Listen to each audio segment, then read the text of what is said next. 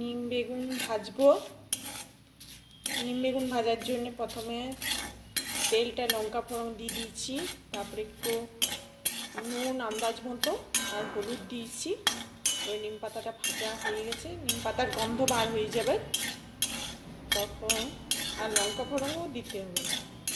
তারপরে আমি এই বেগুনগুলো ধুয়ে রেখেছি ভালো করে।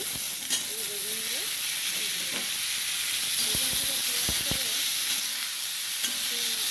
নাড়াচাড়া করে তেলটা একটু বেশি দিতে হবে। তেলটা একটু বেশি দেওয়ার পরে এইগুলো নাড়াচাড়া করার পরে